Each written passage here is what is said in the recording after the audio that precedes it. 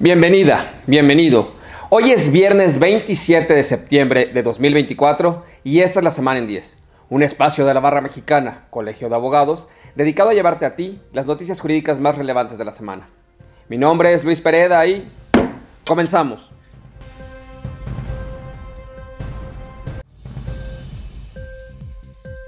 Continúan las reformas a la Constitución. Esta semana, el Congreso aprobó trasladar a la Guardia Nacional al control del Ejército. En 2019, cuando se creó la Guardia Nacional, se aseguró que iba a pertenecer a un mando civil y por eso estaba dentro de la estructura de la Secretaría de Seguridad y Protección Ciudadana. Sin embargo, ahora será la Sedena quien tenga en su estructura a la Guardia Nacional. Pero este no es el mayor de los peligros, que no es poca cosa. El mayor de los peligros, a juicio de algunos investigadores, como Javier Martín del Instituto de Investigaciones Jurídicas de la UNAM, es que ahora el Congreso tiene la facultad legal, no constitucional, sino legal, de incorporar a la Guardia Nacional a distintas tareas. Y para eso no se necesita una mayoría calificada. Basta con 50% más 1 del quórum en ambas cámaras. Esto es un peligro para las libertades civiles, dicho de nueva cuenta por nacionales y extranjeros. Y sin embargo, se aprobó por solo un voto en Cámara de Senadores. Así, se va construyendo un camino muy bien pavimentado hacia la militarización. Y no todo son malas noticias en materia de reformas constitucionales. Esta semana se aprobó la reforma a la Constitución en materia de pueblos indígenas y afromexicanos. Esta reforma tiene avances en materia del reconocimiento de los derechos económicos, sociales y culturales, así como los sistemas normativos de los pueblos indígenas y afromexicanos. Fue bien recibida por la Oficina del Alto Comisionado para los Derechos Humanos de la ONU y fue aprobada por una amplia mayoría, no como la reforma al Poder Judicial y a la Guardia Nacional, donde un solo voto en el Senado hizo toda la diferencia. Ojalá que esta reforma en materia de pueblos indígenas y afromexicanos encuentre lugar también en la realidad y no solo en el texto constitucional. Y en el contexto de las reformas constitucionales de último minuto, la Cámara de Diputados aprobó elevar a rango constitucional que los salarios mínimos nunca estén por debajo de la inflación. Esto es, si se aprueba esta reforma y se traslada al texto constitucional, ahora los salarios mínimos tendrán que irse actualizando cada año y nunca podrá ser menor a la inflación del año inmediato anterior. Veremos qué ocurre con esta iniciativa que todavía está en proceso de aprobación. Y en una decisión controvertida porque viola una suspensión otorgada a través del amparo, el INE publicó esta semana en el Diario Oficial de la Federación la declaratoria de inicio del proceso electoral extraordinario 2024-2025. El proceso a través del cual se elegirá por voto popular a ministras, ministros, magistraturas electorales, magistraturas de circuito, jueces de distrito y, por supuesto, a las y los integrantes del Tribunal de Disciplina Judicial. Aparentemente, el golpe a la independencia judicial avanza y no hay poder constitucional que lo pueda detener. También esta semana el Instituto Nacional Electoral aprobó 57 consejerías electorales de los organismos públicos locales, los llamados OPLES.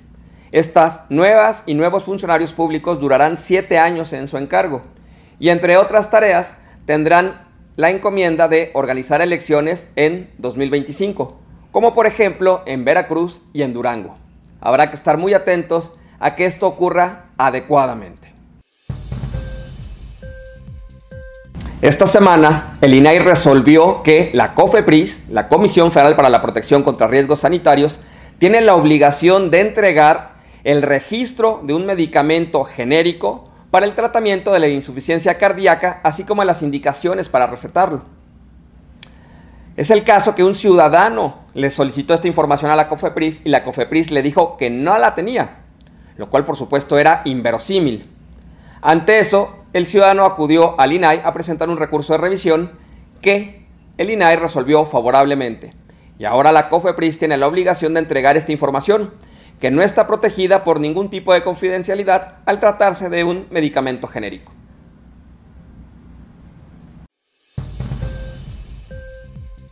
Esta semana, la Suprema Corte resolvió una contradicción entre 3 tribunales colegiados que establecían diferentes soluciones al mismo problema. Y el problema era: ¿procede un amparo si un banco se niega a abrir una cuenta de ahorros para un particular? Y la respuesta que determinó la Suprema Corte es no, no procede el amparo porque en este caso se trata de una contratación entre particulares y no se puede equiparar al banco a una acción como si fuera una autoridad, como algunos criterios de tribunales colegiados habían sostenido. Por esta razón, si usted acude a un banco y el banco le dice que no quiere abrir una cuenta con usted, no procede el amparo por tratarse de un asunto entre particulares y usted tendrá que demandar al banco por la vía ordinaria.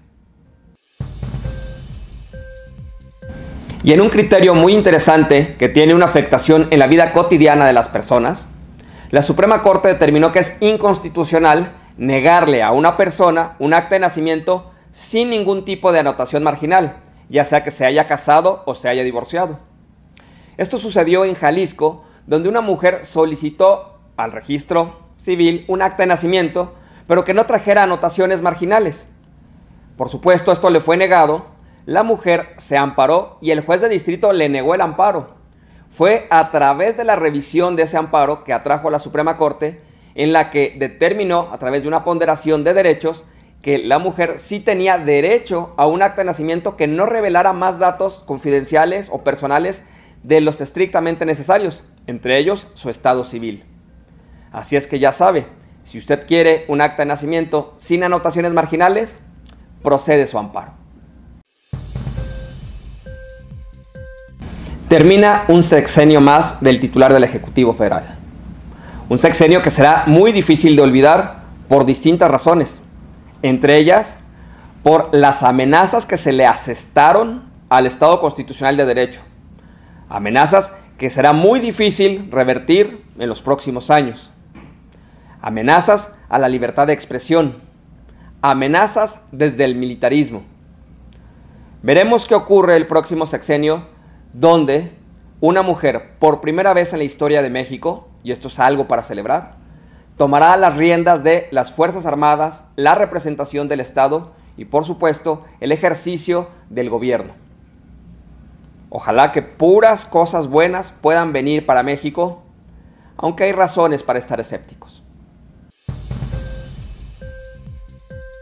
Esta semana, la Fundación Barra, presidida por la maestra Dolores Aguinaco, firmó un convenio de colaboración con la Junta de Asistencia Privada de la Ciudad de México. Esta alianza tiene como objetivo brindar asesoría jurídica pro bono, capacitación y apoyo a las instituciones de asistencia privada de la Ciudad de México. Enhorabuena por este convenio y le deseamos el mayor de los éxitos a la Fundación Barra. Esto es todo por el día de hoy. Muchas gracias por acompañarnos en una emisión más de La Semana en 10. Te pido que por favor seas generosa o generoso y me hagas llegar tus comentarios y sugerencias a través de las distintas redes sociales en las que este contenido llega hasta tu pantalla. Mientras tanto, mi nombre es Luis Pereda y nos vemos la próxima semana.